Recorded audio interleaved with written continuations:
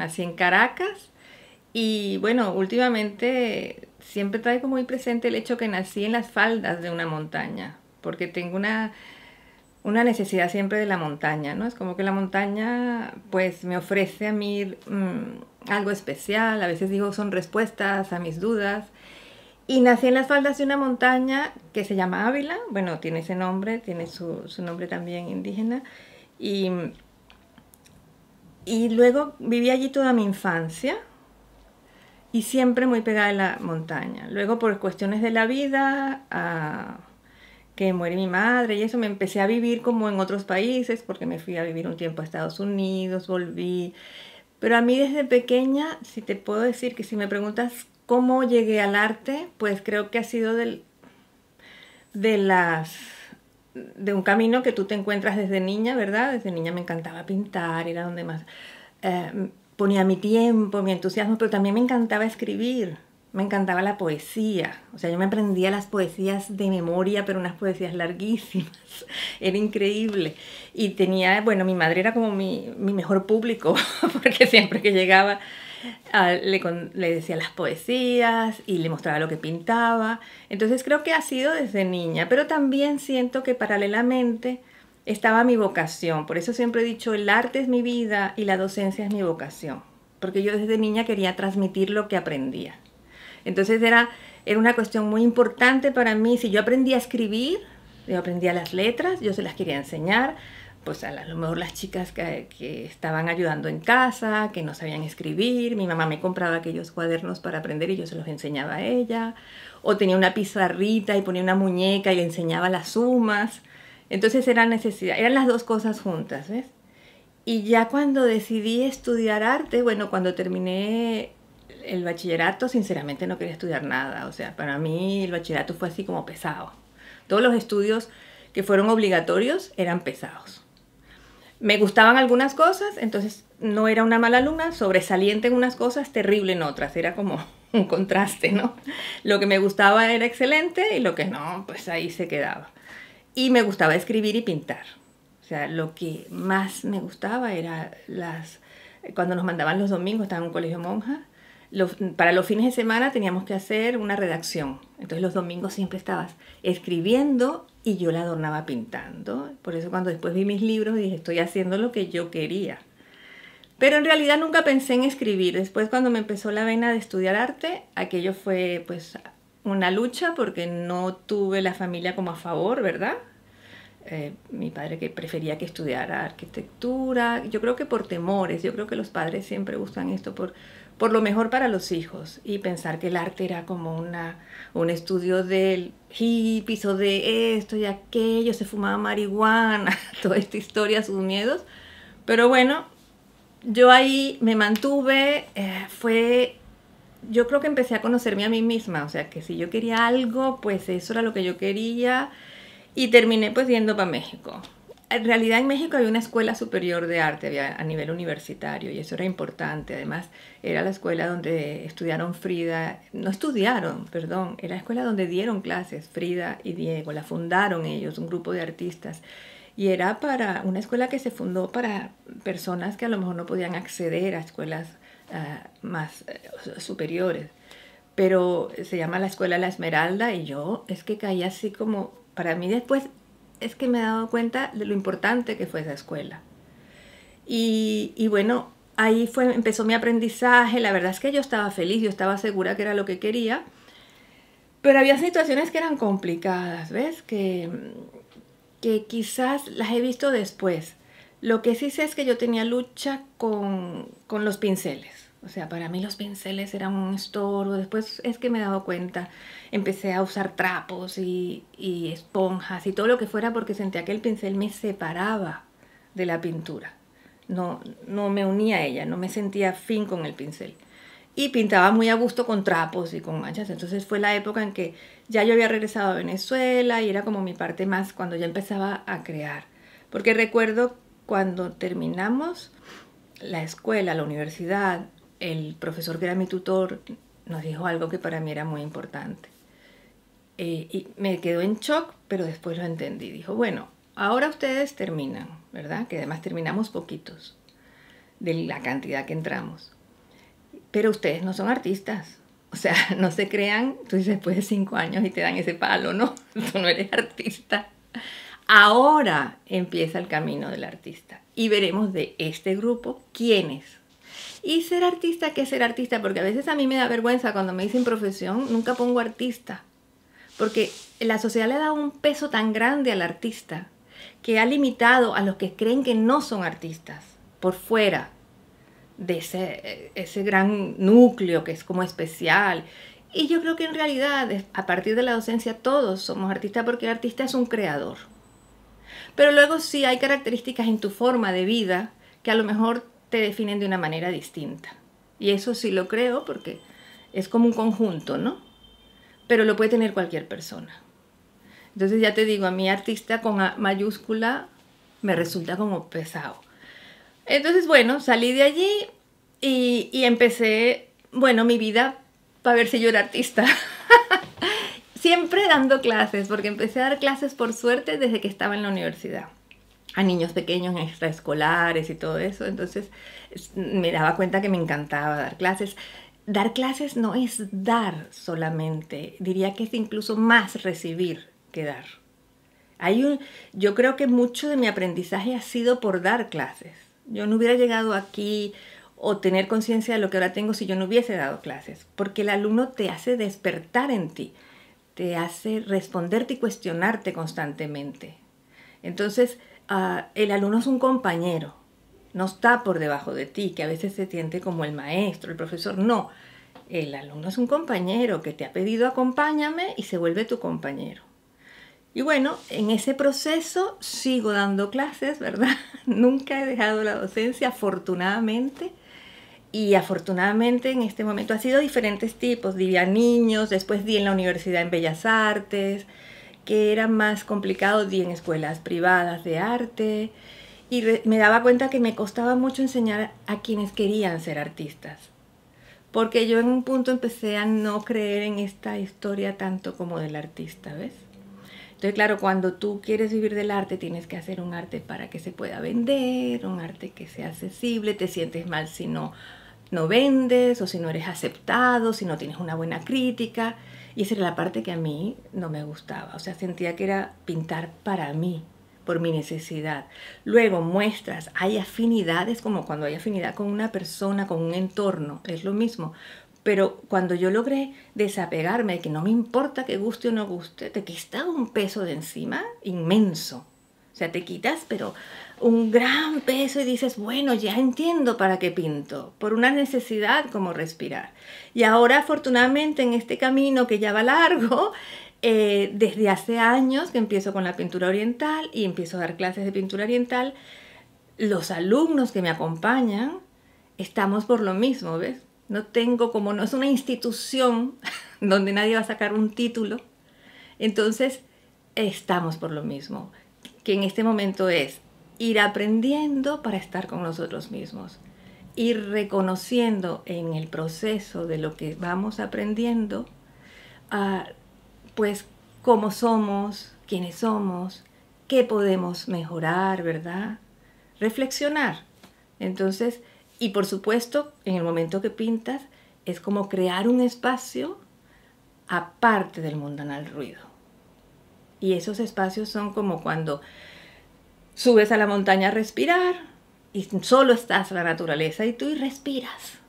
Entonces es como sentirte vivo dentro de ti. Y yo creo que mis alumnas y mis alumnos un poco viven esa experiencia y seguimos juntos. Cuando estuve escribiendo el último libro, Arte, Naturaleza y Espiritualidad, Evocación Estadista, fue cuando más me pregunté, bueno, ¿cómo llegué hasta aquí? Porque estoy escribiendo un libro hasta filosófico, que cuando lo leo digo, bueno, ¿quién escribió esto? Pero claro, es un proceso, entonces empecé a ir para atrás, para atrás, para atrás. Y bueno, siempre lo puse en la dedicatoria, que se lo dedico a mi padre, el que fue el gran opositor de que estudiara arte, y al que le agradezco muchísimo que se haya opuesto, porque a veces pensamos que si se nos enfrenta a alguien es negativo, si se nos enfrenta a alguien es positivo. Cuando él me dijo no, yo dije sí, y se lo agradezco, porque si él no dice no, a lo mejor no tengo yo la fuerza que tuve para emprender lo que quería. y reafirmarme en mí misma y lograr lo que logré. Entonces, él todas las tardes o casi todas las tardes tenía una tetera china donde era una canasta de estas es muy particular y casi no se consigue ahora en China, para mantener el té caliente, y nos invitaba a tomar té, a veces me invitaba, y hablaba de Lin Yutang, hablaba de China. Mi padre era un lector y un amante, nunca estuvo en China, pero de toda la filosofía oriental. De hecho, hay un libro que es El arte de vivir, que lo tengo yo dedicado por él a mi madre, y lo tengo yo, de Lin Yutang. Y yo recuerdo que él hablaba de esto. Entonces, ese fue mi primer búsqueda, mi primer recuerdo. Pero claro, ahí yo no es que de niña, no, pero ahí fue cuando tuve conciencia que existía China y filósofos chinos, la filosofía china, el momento del té, o sea, que me encantaba. Pasó la vida, llegué a estudiar en México y curiosamente un compañero me regala el Tao Te Ching. Así, un regalo. Yo, cuando leo el Tao Te Ching alucino, o sea, me encanta, no lo entiendo. O sea, en ese momento era como entrar en algo tan denso, pero fascinante. Es como que vuelves lo mismo. Yo siempre me referiré al camino en la naturaleza, en la montaña. Cuando entras y de repente hay niebla, pero tú respiras en esa niebla. Hay una fascinación en esa niebla que a lo mejor no te deja ver, pero te deja percibir. Entonces, percibo, que no es igual que comprender, y empiezo a buscar más, y luego viene el Chuang Tzu, vienen los otros libros, Liezi, y entonces es una filosofía que me va atrapando, pero que la veo que no es afín al arte, no la encontraba, era como una parte que me gustaba, pero mi pintura seguía en otro aspecto.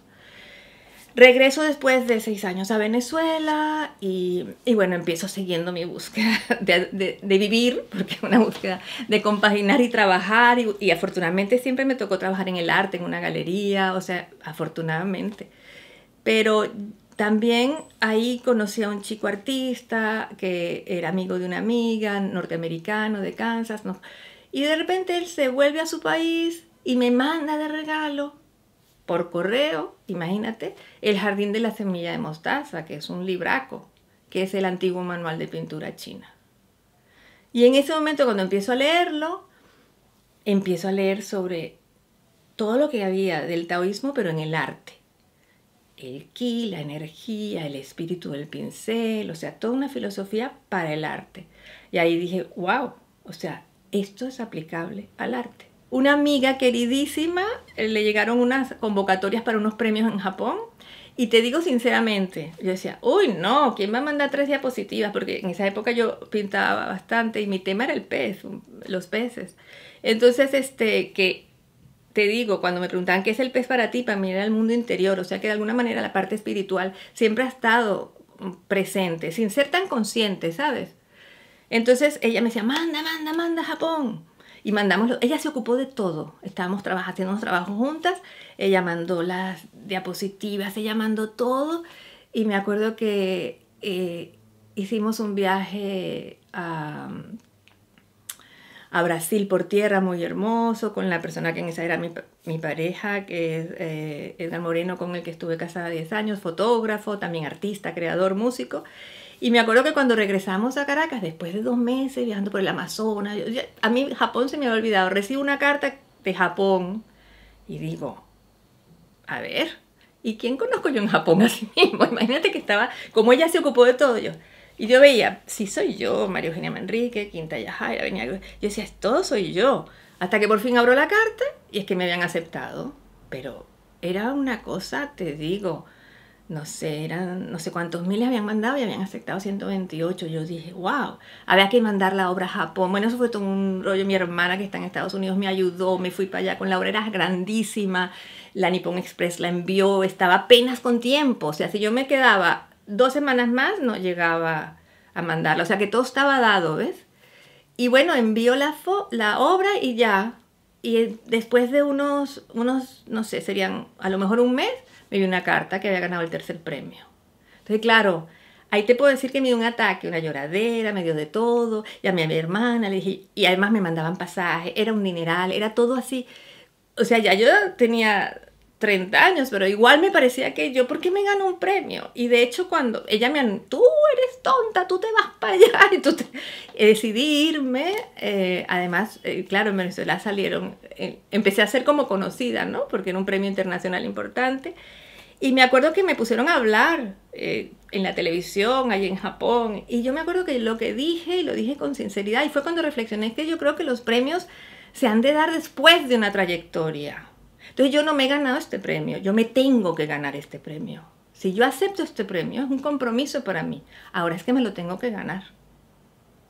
Entonces fue también un darme cuenta, ¿ves? De qué era lo que estaba pasando. Era para mí un compromiso. Y entonces, bueno, seguí pintando y empecé a trabajar en una galería en Venezuela. Y yo creo que llegué a un momento en que vivía del arte.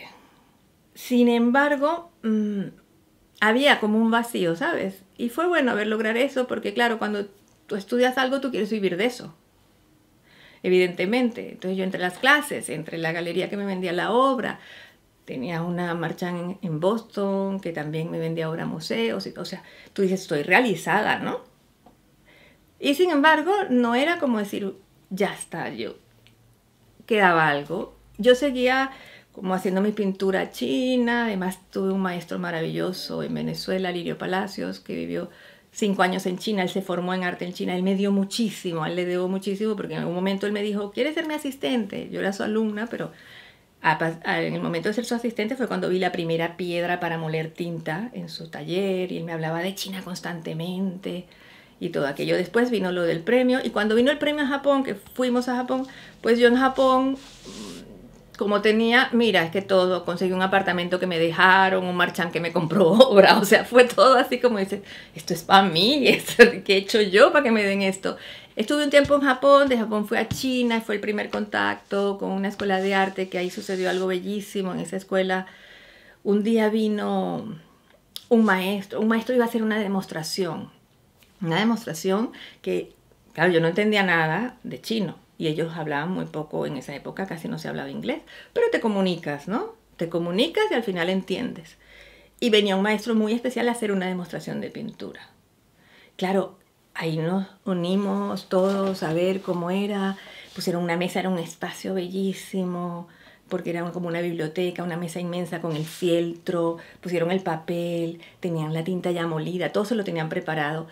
Y había un silencio cuando aquel hombre cogió y empezó a pintar bambú. Pero cuando empezó a pintar, mira, todo se volvió bambú. O sea, era como una emoción. Y tú decías, y además hacía unos sonidos que mi maestro Alirio Palacio, cuando estábamos en el taller trabajando, él hacía los mismos sonidos. Que era como, iba pintando así. Y era como algo... Sí, la palabra sería animal, porque animal es lo que tenemos dentro, ¿no? Es lo visceral. Y era esa sensación de estar allí. Y eso, por supuesto, también fue definitivo. Y fue en Xi'an. Y fue por una zona, eso ya no existe, ¿vale? Porque China ha cambiado tanto que yo cuando volví a Xi'an, por ejemplo, bueno, me eché a llorar porque era otra China.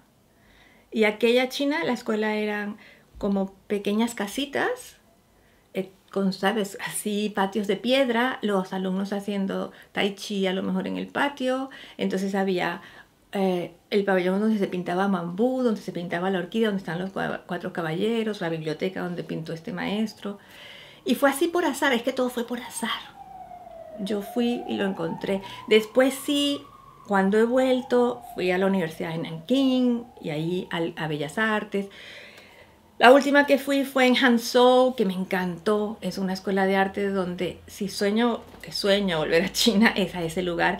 Pero cuando yo sueño ir a China, porque ya conocí partes de China, estuve en el sur, estuve en distintas partes, digamos que ya hice el turismo, ¿no? A mi estilo. Pero cuando sueño con volver a China, lo único que quiero es estar en una escuela de arte. Lo único que quiero es pintar y hacer caligrafía. Porque además, en esas escuelas te sientas y está todo el mundo, ahí nadie habla, todo el mundo está en lo suyo. Y viene el maestro, te dice 2 cosas, te hace una demostración y tú sigues pintando. Ser alumna es maravilloso. Yo cada vez que, cuando me apunto ahora en un curso, digo, ¡ay, qué bien! Soy alumna. Y soy una alumna aplicada. Me encanta que me dejen deberes.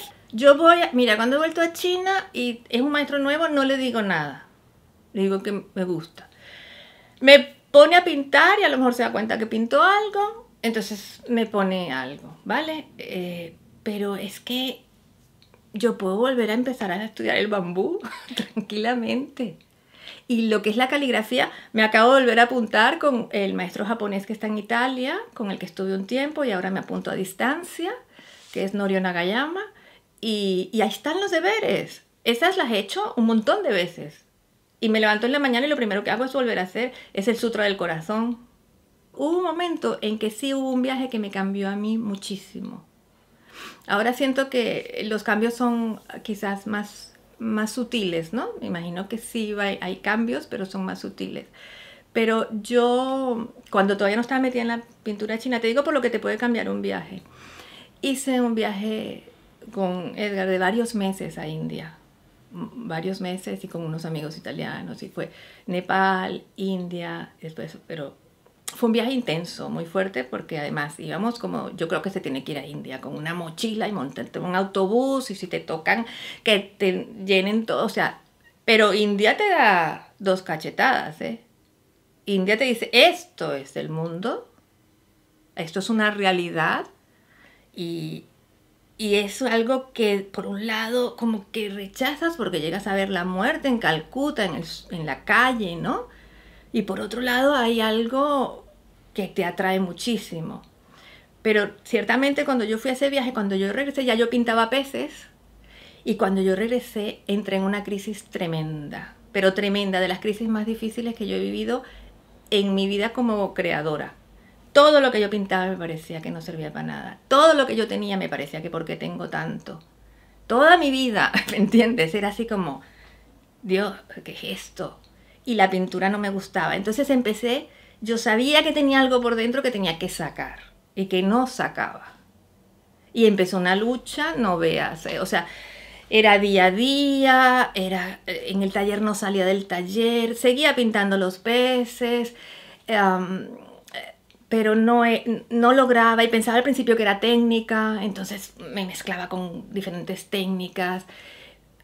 Me acuerdo que llamé a mi hermana mayor, que es la que está en Boston, y le dijo que estaba mal, y le dije, bueno, yo entiendo por qué alguien se quita la vida, te lo digo de verdad, no me la pensaba quitar, la pobre se puso, ¡ah! La pobre se asustó, pero yo entendía, porque yo decía, si yo dejo el arte, ¿me entiendes? Si yo dejo esto, si no encuentro lo que saco, ¿qué hago?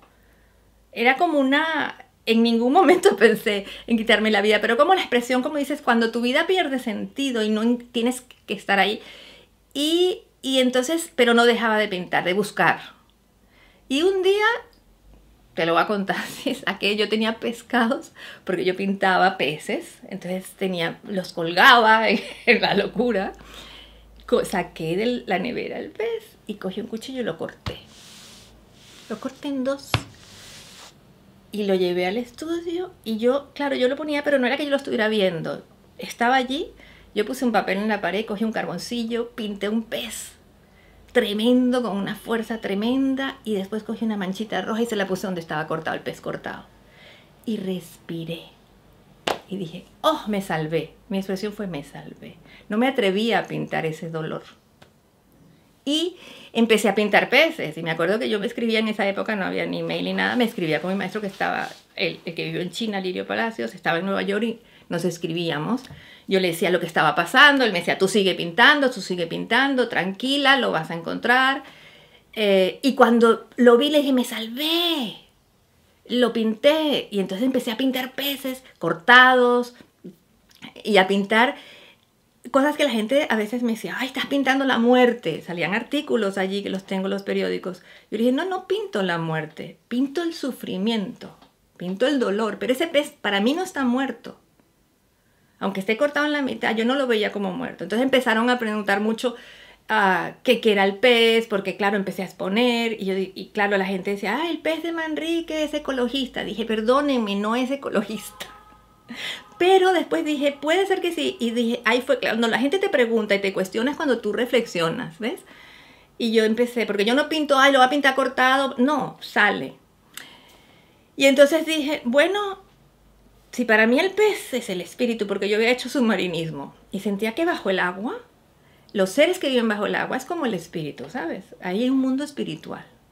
Entonces, y después hubo amigas que me dijeron, mira, en muchas religiones el pez también aparece como símbolo. Cosas que yo no había ni investigado, yo estaba metida en lo mío. Entonces dije, bueno, pues el pez es el espíritu. Entonces dije, bueno, vamos a decir que la ecología no puede ser solamente de lo tangible. También puede haber una ecología espiritual, porque el espíritu tiene un deterioro tremendo en esta sociedad. Entonces, si lo vemos, mi pez es ecologista en el ramo espiritual. Porque, claro, a veces habían grupos que querían hacer un grupo de arte de ecologista. Entonces, mira, empecé a pintar los peces y me acuerdo que ahí fue el momento, porque claro, Alirio me dijo, no se lo muestres a nadie, que nadie te lo vea, porque aunque te digan que no abran la boca, 2 ojos que miren, los vas a sentir. Y claro, él venía a Venezuela, ya yo tenía mucha obra pintada con mis peces cortados, o sea, me puse a producir. Y él venía a Venezuela y iba a verlo. Y me acuerdo que fue maravilloso porque fue ese momento que antes te dije, cuando dije, no me importaba si le gustaba o no. O sea, él era para mí un referente importantísimo. Y sin embargo dije, ¿sabes qué? Me da igual si le gusta o no. Y es así cuando te quitas el peso. Y dije, ya sabía por qué pintaba. Porque era una necesidad de expresión. Y bueno, lo bueno fue que cuando él vino, le gustó. Hay que decir que eso también es un gusto. Y me acuerdo que me dijo, ese pez te va a acompañar. No lo quites hasta que él se vaya. No te esfuerces por cambiar. La gente dirá, ¿ahora qué vas a hacer? Bueno, lo pinté de todas las formas posibles. Lo tengo todavía impreso en xilografía. Y mira, cuando ya vine, lo empecé a pintar distinto. Ya no lo corté. Y él se fue. Ahora hay alumnos que me dicen, pintamos peces. Le dije, ya pinté peces muchos años. Cuando empecé a pintar no mostraba nada, los peces, ¿no? Los tenía allí. Como él me dijo, guarda, guarda, guarda. Y cuando ya yo tenía muchos, lo que mandé a Japón las fotos fueron peces estos cortados, que fue el que ganó el premio. Y ese mismo momento gané otro premio en Venezuela con otro pez cortado. Que era fuerte, porque yo te voy a ser sincera, de repente hace una exposición se vendía todo. Y yo decía, yo no pongo esto en mi casa. O sea, yo cuando lo pintaba no sentía la violencia, pero tampoco era una imagen que yo quisiera tener en mi casa. Quizás porque a la gente le gustaba, o sea, tuve esa suerte, que se vendía algo que para mí era importante de expresar sin ser una belleza, sin transmitir la belleza de lo que se espera como belleza. Para mí era eso, pues logré, yo creo que sacar, si tú quieres, sufrimiento, partes que siempre están guardadas y fue un descanso. En ese aspecto te digo que cuando se trabaja el arte de esa manera absolutamente, bueno, el arte siempre se puede reconocer como terapéutico, porque es una vía de expresión y en eso entra todo, música, todo. No lo hice con una finalidad terapéutica en ningún momento. En ningún momento dije, ay, tengo que pintar el dolor o el sufrimiento. No, salió. Tenía miedo, evidentemente, de que saliera, porque toda esa crisis, que no salía, era el miedo. Y aquel pobre pescado que estaba ahí, le puse un cuchillo, lo corté y fue el que me salvó. Entonces empecé a imprimir en tela, porque ahora saqué uno y veo que son como los últimos peces. El último pez que pinté, se ganó un premio también en Venezuela, que fue un celacanto.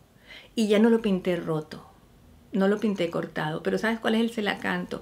Es de los peces más antiguos, prehistórico, y existe todavía en las profundidades. Es un pez maravilloso y creo que por las costas de Perú algo han hallado, pero muy profundos el celacanto. Y es grandísima, es una obra de 2,5 metros, está metida en la oscuridad. Fue el último pez, sin saber que era el último pez que iba a pintar, ¿eh? No lo sabía, pero no lo pinté cortado. Era el pez más antiguo y nunca había pintado un celacanto. Siempre pintaba un pez que me gusta mucho. Bueno, eran como sardinas. Hay unos peces en el Caribe que a mí me gustan mucho, que son como muy brillantes, que son el carite o el atún, esos peces así con esos tonos. Y el celacanto fue curioso, es que cuando lo empecé a pintar, no me digas por qué, o sea, empecé a pintar un celacanto muy grande, oscuro, metido en la profundidad, se ven las formas, Y bueno, lo mandé a un salón y me gané el premio con el Celacanto. Y fue el último, fíjate. Después lo pensé, mira, el último pez que pinté.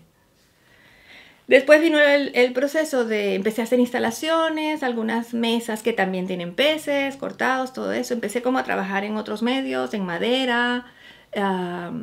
Y después vino la avenida para acá. Y en esa avenida seguí trabajando algo con peces, pero ya me metí más en la pintura oriental, que la llevaba, como aquí no empecé a exponer, aquí ya dejé lo que eran las exposiciones y todo eso. Seguí el camino enseñando, hice un taller para niños, siempre a los niños les ponía sus piedras para moler tinta, les enseñaba sumier. Y bueno, ya era como, me dediqué a la enseñanza, llegué a Barcelona, hice un posgrado, alumna otra vez. Eso fue en el año 99, no, en el 2000, en el año 2000, 2001. Yo seguía con mi pintura y los cercanos, las personas allegadas sabían. Entonces una amiga muy querida, Cristina, me dice un día, oye, quiero regalarle a mi hermana unos pinceles chinos y tú cómo sabes de esto, me acompañas a Piera. Entonces fuimos y tenían las cajitas y yo le dije, bueno, esto es lo que hay, cómprale esto. Y había un libro de Parramón que yo tenía muy antiguo que era de Sumier. Entonces le dije, mira, si le vas a comprar esto, pues cómprale un libro. Entonces le pregunté a Joan Piera el libro y me dice, no, eso está agotado y no hay ningún libro. Me dice, no. Y ella me dice, pues escríbelo tú. Mira cómo es. Y ahí, claro, al meterme a escribir ese libro, entro más. Ahí empieza lo que sería, porque claro, en lo que te pones a escribir, estuve escribiendo el libro mucho tiempo, porque no sabía ni cómo se editaba un libro. O sea, no tenía idea de nada. Yo empecé a escribir, hice un índice y me puse a escribir el libro. Y entonces escribí el libro, no sé cuánto tiempo me llevó. Cuando saqué el libro, pues mira, ahora qué hago con este libro, pues hay que buscar una editorial. Y empecé con mi libro, que sea la editorial de... Primero fui a RBA, porque pues... Pero hay nada. Después iba a otras editoriales que no nombro, pero que cogían el libro, cogían la máquina de sacar cuentas, hacían números. Y yo decía, ¿cómo va? No. Y yo decía, bueno. Y de pronto vuelvo a RBA y ahí está Josan Ruiz, el marido de Cristina, la amiga que me dijo. Y le dije, ay, mira este libro, nadie me publica este libro. Yo con mi libro, que era un tocho así, con espiral, Photoshop casero, había recortado los dibujitos, los había pegado, había dejado espacios. Y entonces él me dice, este libro solo te lo publican 2 editoriales. Me dice, uno es Ciruela en Madrid y otro es Kairos en Barcelona, Paniker. Y le digo, Madrid, ¿qué voy a hacer? Y Paniker, le dije, Paniker, es que ni me va a hacer caso. Ahora, imagínate que yo en Venezuela iba a una librería que se llamaba Orientación Filosófica y compraba los libros de Kairos. Entonces, claro, para mí Kairos era inaccesible, o sea, Kairos lee las cosas de Kairos. Yo dije, bueno, voy a llamar. Y fue increíble, llamar a Kairos, preguntar por Agustín Paniker, ¿de parte de quién? Tú vas a decir María Eugenia Manrique, la desconocida, ¿no? Y escuchar la voz que me contestaba, yo lo primero que le dije, pero entonces sí eres accesible. Y él se echó a reír. Entonces me dijo, lo leo, me explicó todo y el libro salió mucho antes de lo previsto. No lo pusieron en cola, le gustó mucho, en un formato bellísimo, o sea, fue... Y ahí yo creo que arranca pues mi compromiso más. Claro, escribes un libro, no te puedes quedar sentada, ¿no? A partir de ahí empezó gente a buscarme para dar clases y yo, ¿cómo hago para dar clases y todo esto? Claro que yo tenía formación dando clases y todo, pero... Y bueno, tuve mucha suerte que se apuntó gente. Increíble. Para empezar, ese día se llenó y tuve que abrir otro día y mira, hasta la fecha. Cuando yo empiezo a enseñar, pues también empiezo a volver a China. O sea, para volver a ser alumna. Lo que sí, por ejemplo, que estudio caligrafía desde hace años, no me apetece enseñar caligrafía, fíjate. Caligrafía sigue siendo para mí un camino tan personal. Es repetir, ¿vale? Repites, pero conscientemente. Es estar contigo solo, con una concentración máxima. Es algo como que te llena tanto para mí, ¿verdad? Que puede ser tortuoso porque, a ver, no es sencillo. Muchas veces me preguntan, ¿y para qué hago esto? Haciendo exámenes, repitiendo. Y además puedes hacer, mira, no sé cuántas veces repites lo mismo y a lo mejor son un poema de 20 caracteres y todos están perfectos menos el último. Vuélvelo a hacer. Si hay caminos duros, yo creo que este es uno. Te ayuda, pero internamente. Y también corporalmente. Mi amiga Shaolin, que es maestra también y con la que estudié un tiempo, que está aquí, es la que yo recomiendo para dar clases, ella dice que en China los calígrafos tienen fama de longevos, de saludables, o sea que algo bueno tiene que tener. Es una disciplina, pero es muy hermosa. Si vas a los parques en China son lugares absolutamente de practicar, de distensión, bailan, hacen tai chi, kung fu, o sea, hacen caligrafía con agua en el cemento, porque entonces se evapora, y es un maravilloso formato y lugar, soporte para practicar. Y me acordé de los chinos que pintaban en la calle. Y dije, pues esa va a ser mi entrenamiento, pintar en la calle. Y me encanta, pero cuando antes de lo del Arco de Triunfo estuve con mi pincel por todas las plazas, iba a pintar y me encantaba porque hay gente que ni te hace caso. Después vienen que se para, se te queda viendo. Los chinos se acercaban y me preguntaban o me decían algo. Sentí un poco que era como estas oraciones tibetanas porque veía cómo se evaporaba y ahí me vino esa sensación, mira, es como si esto se evapora, esto tiene una energía, son palabras positivas, siempre escribo palabras positivas. Y es como si esto se evaporara y entrara en la atmósfera. Y así como las oraciones tibetanas que están en estas telas de colores, la idea es que con la lluvia, el sol, se van desapareciendo y se elevan y los recibe el universo. Pues yo dije, pues mira, lo voy a ofrecer. En Palabras con Corazón es donde yo desgloso las palabras, los caracteres. Claro, después de tiempo de estar estudiando, fui dejando la escuela de Japón, seguí con Shaolin, que es calígrafa, que vivía aquí abajo, una suerte. Entonces, después estuve un tiempo practicando por mi cuenta y hay una parte de las palabras, de cómo se forman los caracteres, no todos, pero algunos que a mí me encanta, porque ellos son como familia, ¿ves? Hay radicales, entonces tiene como una manera de comprenderlos nosotros, que cuando se lo dices a un chino no lo ve así. Pero nosotros sí, y después en Palabras con Corazón, después lo vi que en castellano también hay, con el core aparecen muchas palabras que están formadas por esos radicales, ¿ves? Pero ese libro surgió muy bonito y ahí hice una exposición también. Ahí fíjate que dije, ya sé por qué hice caligrafía tantos años, porque yo cada vez que me tenía que apuntar y cuando tenía que pagar, yo decía, ay Dios, ¿para qué hago esto? Si esto además de que es duro, lo pago. Pero bueno, resultó que había hecho nada más el primer libro, me llegó una invitación de Kairos, que presentaban la Fundación Paniker, Ramón y Paniker, que es hasta que beca en India estudiantes, les da los estudios superiores, la mayoría son chicas, ¿no?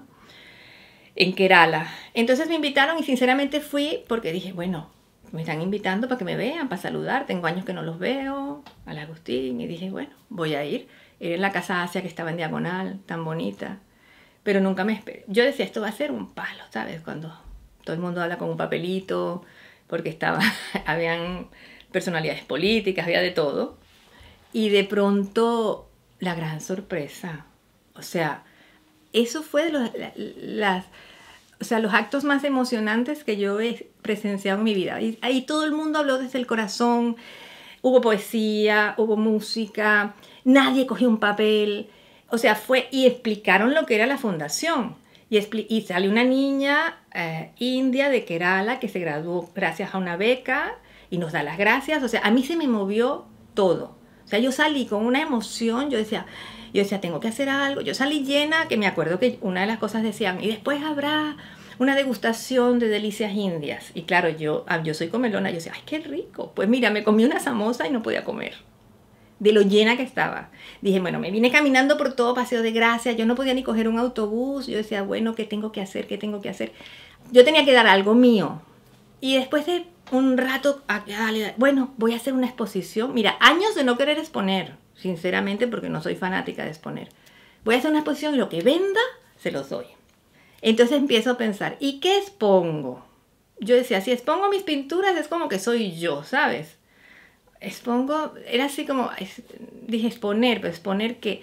Y entonces, no sé, es que ni sé cómo fue, de repente, palabras con corazón, porque en chino el corazón es un radical, hay algunos caracteres que son radicales. ¿Qué es? Que forman familias. La palabra que lleve corazón se refiere ya sea a un término que tiene que ver con la parte emocional o con la parte mental, porque ya hace miles de años los chinos tenían claro que el corazón y la mente estaban conectados. Hace un tiempo la neurociencia descubre que hay neuronas en el corazón. Pero para los chinos, dime tú, a través de su estudio de energía, entonces todas las palabras que tienen que ver con capacidades mentales, pero también con emociones, llevan el radical corazón. Entonces yo dije, pues voy a hacer palabras con corazón. Yo recibí palabras con corazón, yo doy palabras con corazón. Entonces, cuando empecé a hacer la exposición, dije, aquí hay un libro. Lo vi y dije, pero si esto es un libro, esto es divino como un libro. Entonces hice como 10, fui donde Agustín, se lo mostré y como yo tenía la idea del libro, que además le dije, bueno, la introducción será muy corta, serán temitas, la caligrafía, las palabras, el corazón, o sea, todo esto. Y él también lo vio como un libro, le encantó y entonces fue maravilloso, salió el libro Palabras con Corazón. Además yo ya tenía la idea, dije, bueno, escogeré una palabra que sea, escogí 63, o sea, positivas y negativas, ¿no? La mitad y mitad. Y entonces dije, bueno, una frase de algún, un pensamiento de algún filósofo, algo que acompañe esa palabra, más mi interpretación, porque es como se forman dos. Entonces, bueno, hace un libro que a mí me parece, no sé, me gustó, y en ese momento cuando hice la exposición, que afortunadamente, mira, y se lo agradezco a tanta gente, mis alumnos se volcaron, mis amigos, a comprar, porque todo lo doné para la fundación, y salieron muchísimas becas. Pues en ese momento dije, pues sí que tiene sentido haber estudiado caligrafía. Mira cómo, que es ahí cuando yo aplico este término tan complejo del taoísmo, que es el wu wei, el no hacer, o wei wu wei, hacer sin hacer. Porque es cuando tú trabajas no desde el ego, ¿sabes? Yo creo que cuando tú haces, pero haces desde un lugar interno, que no es tu ego, ese es como el hacer sin hacer. Entonces se te van desvelando el por qué lo haces y el para qué lo haces. Porque yo en ningún momento estudié caligrafía pensando, voy a hacer esto, voy a hacer un libro, pero salió, gracias a que había tenido tantos años con caligrafía. Entonces ahí dije, oh, qué bien. Entonces cogí más confianza en que era un camino que, aparte de recibir yo, podía dar a través de él. De quien ansía obtener cuanto hay bajo el cielo y manipularlo, yo veo su fracaso. Lo que hay bajo el cielo es cosa sagrada. No puede ser manipulado. Quien lo manipula lo arruina. Quien lo retiene lo pierde. Pues los seres ora abren camino, ora van a la saga, ora expiran, ora jadean, ora recios, ora exhaustos, ora se alzan, ora decaen. Así, el santo evita lo extremado, evita lo inmoderado, evita lo excesivo.